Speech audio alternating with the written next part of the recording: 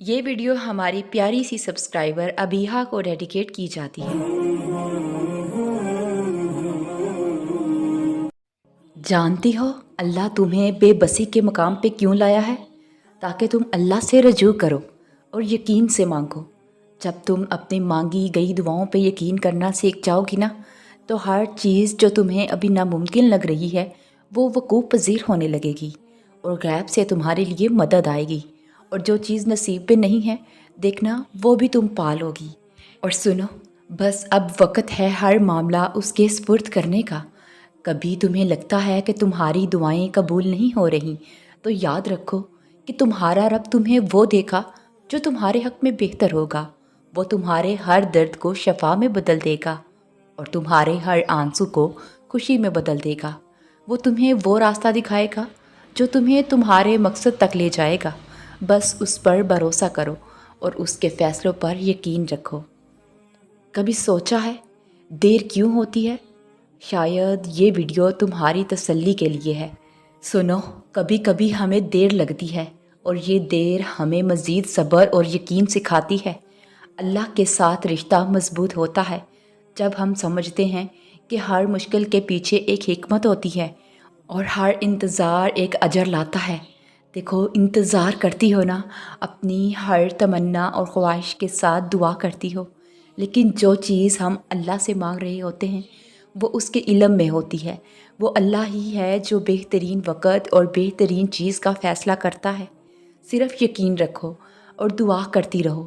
اللہ کے کرم اور رحمت سے ہر خوشی تمہیں ملے گی جو تمہیں کبھی مانگی بھی نہیں ہوگی، اور جب وہ پل آئے گا نا، تمہاری خوشی تمہارے چہرے پر صاف نظر آئے گی، تمہارا دل سکون سے بھر جائے گا اور تمہیں سمجھ بھی نہیں آئے گی کہ اللہ کا ہر فیصلہ تمہارے لیے کتنا اچھا تھا۔ انشاءاللہ تمہاری ہر دعا ایک دن تمہارے لیے ایک حسین حقیقت بن جائے گی۔ اور سنو، تمہاری چاہت تمہیں ضرور ملے گی، مگر اس وقت جب وہ تمہارے لیے سب سے بہترین ہوگی۔ تم صرف اپنے یقین اور صبر کو مضبوط رکھو۔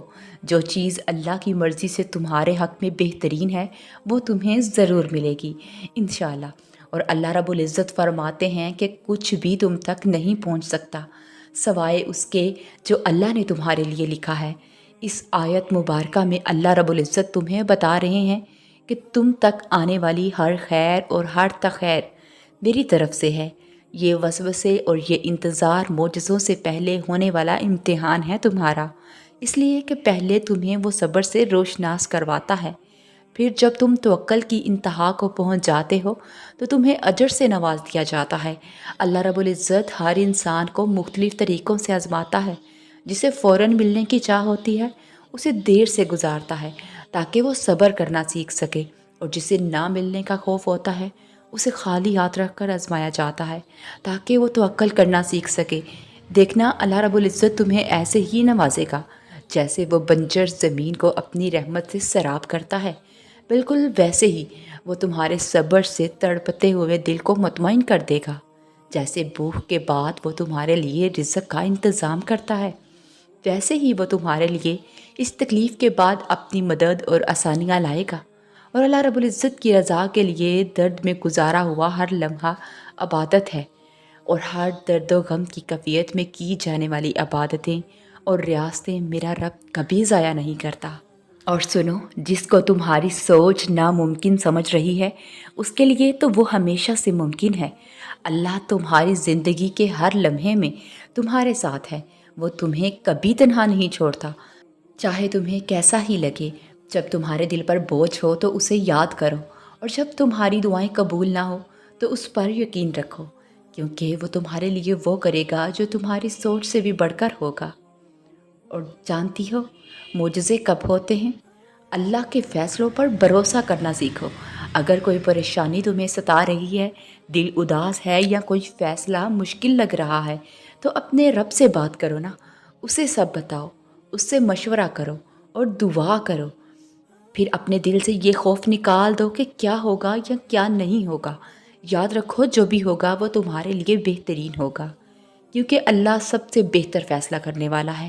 اپنے تمام معاملات اللہ کے سپرد کر دینا اسے ہی توکل کہتے ہیں، اور جب تمہارا توکل مضبوط ہو جاتا ہے نا تب ہی تمہارے لیے معجزے ہوتے ہیں۔ بس تمہیں اپنے لیے معجزوں کا انتظار کرنا ہے، لیکن مکمل یقین اور توکل کے ساتھ۔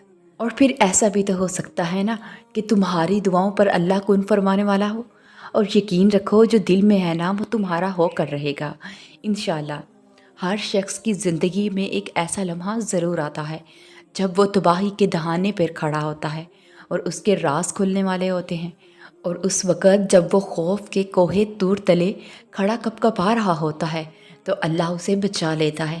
یہ اللہ کا احسان ہے، اور اسے اپنا ایک ایک احسان یاد ہے۔ ہم بھول جاتے ہیں لیکن وہ نہیں بھولتا۔ اور یاد رکھو، کالی گھٹاؤں کے بعد سورج کی روشنی، رات کے بعد دن، اور نیند کے بعد بیداری، غم کے بعد خوشی، مشکل کے ساتھ آسانی۔ یہ ہر آن بدلتے ہوئے لمحات اس بات کے شاہد ہیں کہ یہ دنیا کس قدر عارضی ہے۔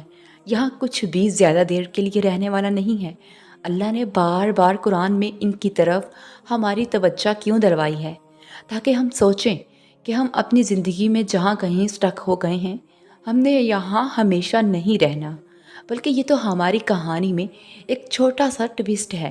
آگے ہماری زندگی میں بھی اچھا وقت آنے والا ہے۔ ہمیں بس اپنے رب پر یقین کرنا ہے جو تمام جہانوں کو بہترین طریقے سے چلا رہا ہے۔ اور سنو، تم اللہ سے اپنی دعاؤں کی بہتری مانگا کرو، کیونکہ جب تم اللہ سے اپنی دعاؤں کی خیر طلب کرنے لگتے ہو نا، تو اللہ تمہاری من پسند چیز سے نہ تو کبھی تمہاری آزمائش کرتا ہے، اور نہ کبھی تمہیں اس شے کی طلب لگاتا ہے جو تمہاری نہیں ہوتی۔ اور پھر اللہ تو تمہارے دل کی ہر وہ دعا سنتا ہے جو تم کبھی زبان پر لاتے ہی نہیں ہو۔ وہ تمہارے دل کے ہر غم کو سمجھتا ہے، تمہاری ہر خاموشی کو محسوس کرتا ہے۔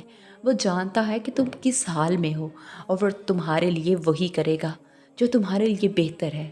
بس اس پر بھروسہ رکھو اور اپنے دل کو اس کے حوالے کر دو، کیونکہ وہ سب سے زیادہ رحم کرنے والا ہے۔ اور سنو، پھر تمہارا مایوس ہونا تو بنتا ہی نہیں ہے۔ جو چونٹی کی گئی سرگوشی کو بھی سنتا ہے، تو تمہیں کیا لگتا ہے کہ وہ تمہارے آواز و پکار کو نظر انداز کر سکتا ہے؟